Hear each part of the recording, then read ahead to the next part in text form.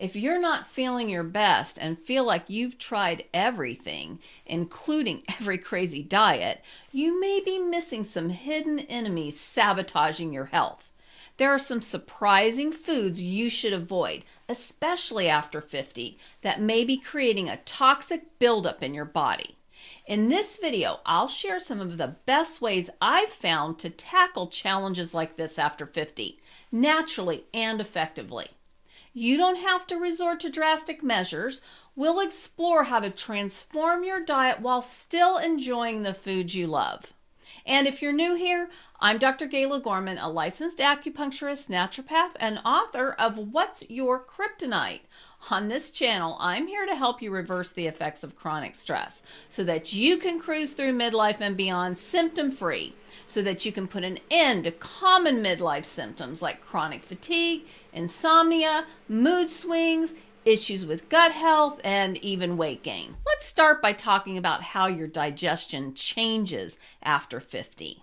So the overall digestive process slows down with age.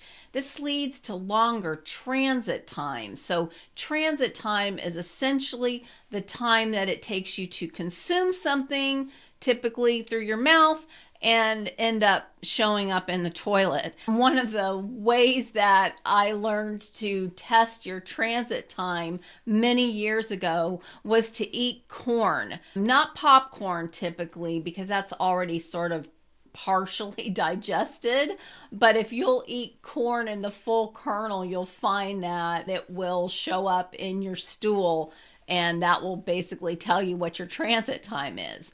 But these longer transit times for food potentially cause issues like constipation. It's also possible that the stomach may be producing less acid and fewer digestive enzymes as we age, and this can affect nutrient absorption and increase the susceptibility to infections. There's also a higher prevalence of conditions like gastroesophageal reflux disease, or GERD, diverticulosis, and constipation, as I mentioned a moment ago, in older adults due to age-related changes in the digestive system.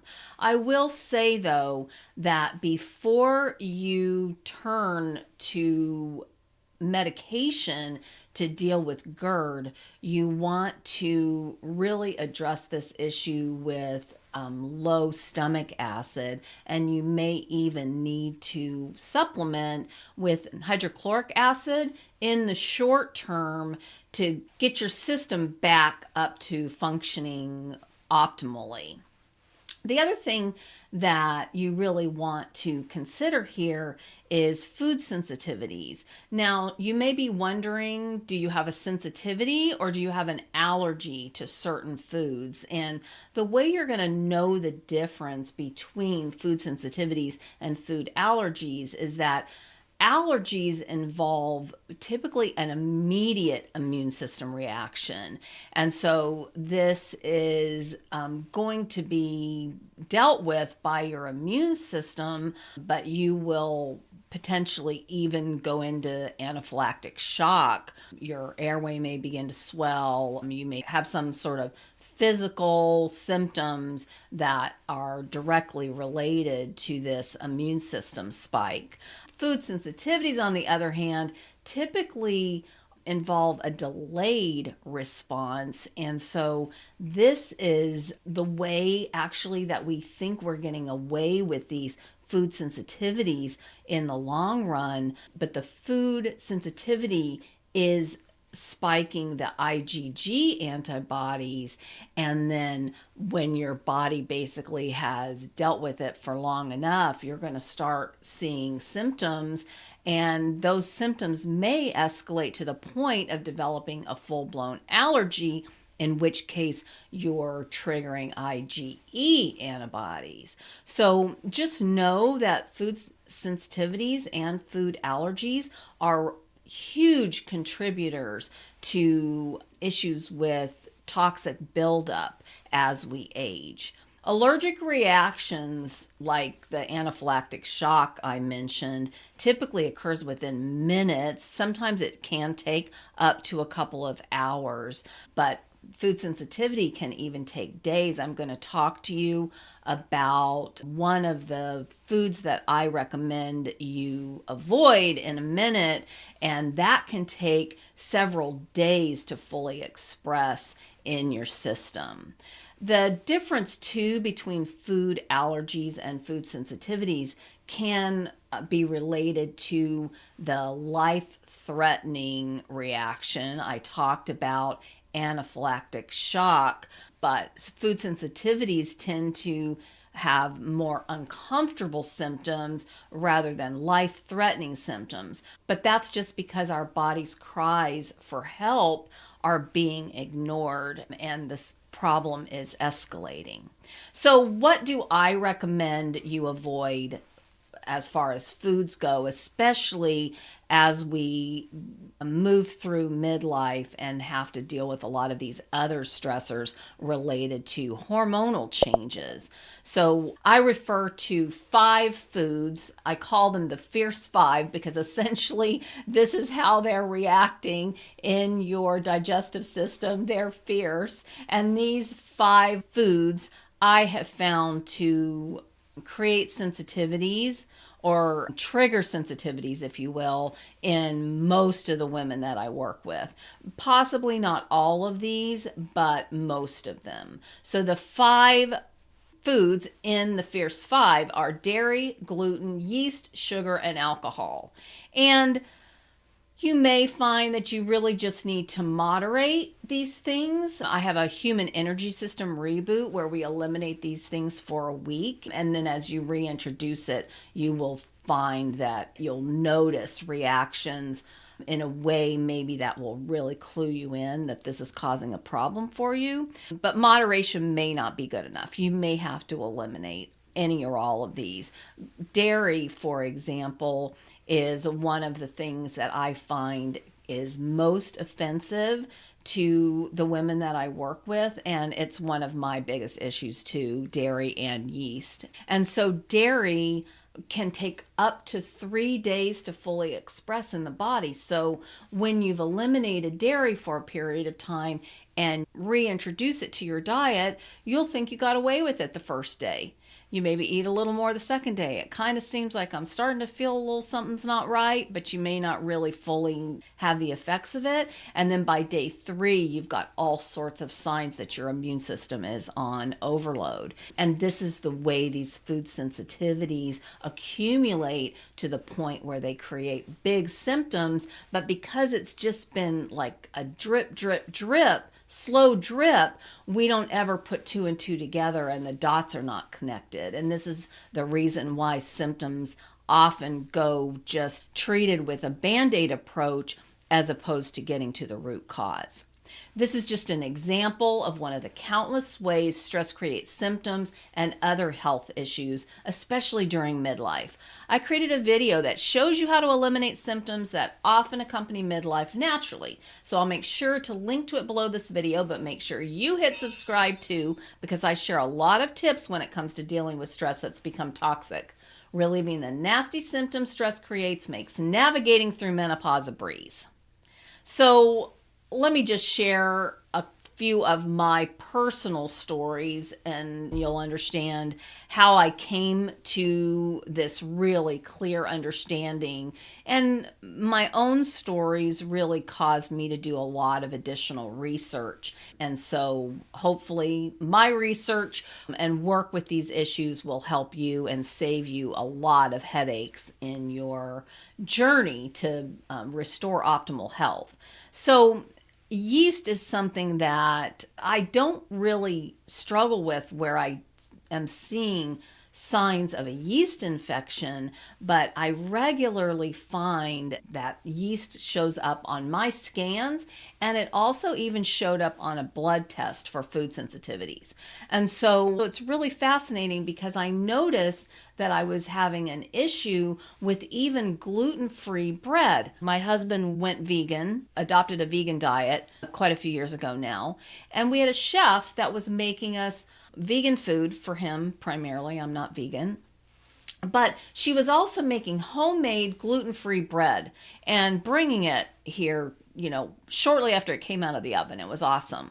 But I noticed that it was really tearing up the inside of my mouth, and my digestion felt off, and I couldn't figure out what was going on. And when I had the blood test showing that yeast was a significant problem for me, I was talking to her about it, and she said that with the alternative grain baked goods, a lot of times they add 2 to 3, even more times yeast than the wheat-based versions, because they're trying to restore that fluffiness that the gluten creates. And so what I found was that I was trying to eat gluten-free, and I was actually introducing more yeast. So this is a cautionary tale. You cannot really swap out the baked goods and think you're really be doing your digestive system any favors.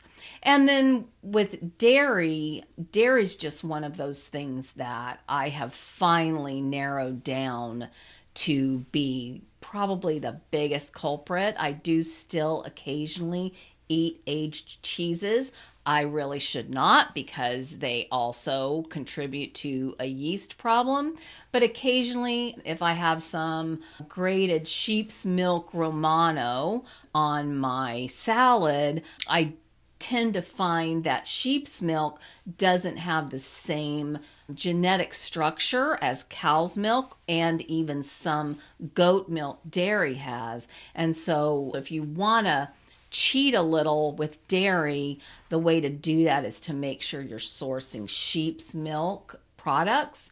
They aren't easy to find, but if you can't source a sheep's milk product, you probably want to just stay away from dairy. And as I mentioned just a moment ago, I was finding that I would eliminate dairy for an extended period of time, and then I would eat dairy in something, could even be cheese on something, and day 1, get away with it.